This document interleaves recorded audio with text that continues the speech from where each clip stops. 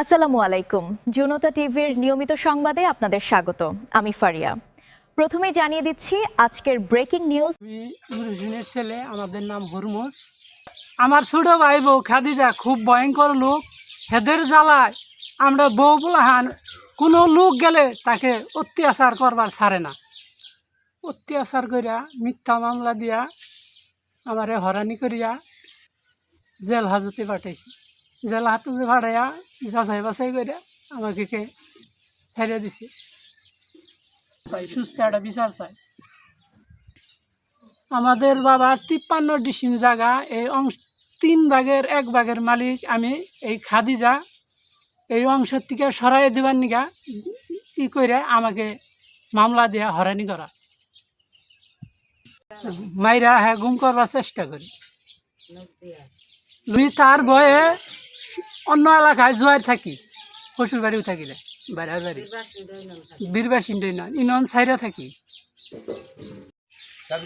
আমার বাবা মা ভালোই আছে, কিন্তু ওই খাদিজা বাবা মাকে বুঝাইয়া ভুলভাল বুঝাইয়া জমিটা নিবার চাইতেছে।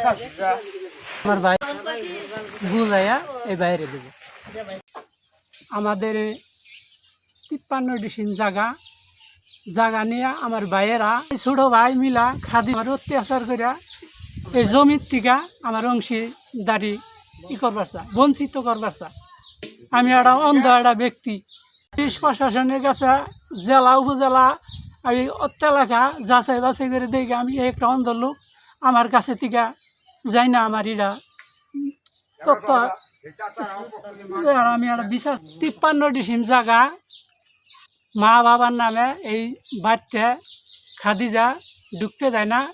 যে কোনো সময় আমাকে বাড়িতে ঢুকলে মেরে ফেলতে পারে, আর বাড়ি ঘর অত্যাচার করে ভাঙচুর করে ফেলাই দিছে।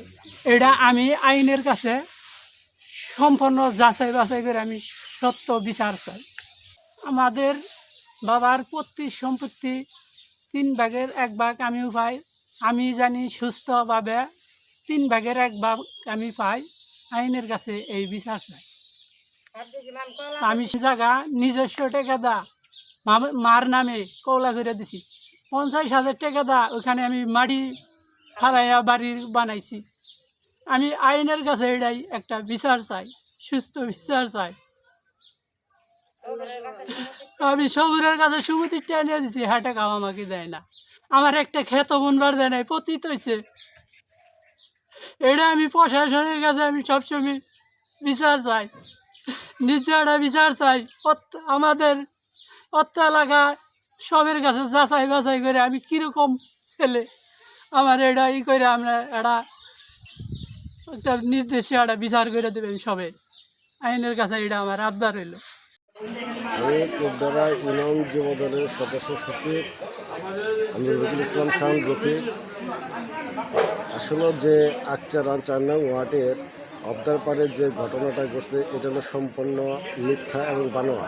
একজন কানা কীভাবে হলো এয়ারবারটা মেট ডিলার হতে, এটা হলো সম্পূর্ণ নাটক, সম্পূর্ণ এটা সাজিয়ে ধরলো। এটা হলো মিথ্যা বানোয়ার দিয়ে এটা মেম্বার সহ অন্যান্য লোকজন এটার সাথে জড়িত হয়ে এটা জমির থেকে ই করার জন্য, বঞ্চিত করার জন্য এটা পায়তারা করতেছে। বর্তমানে বাড়িতে থেকে বের করে দেওয়ার জন্য এটা পায়তারা শুরু করছে। এটা সম্পূর্ণ মিথ্যা।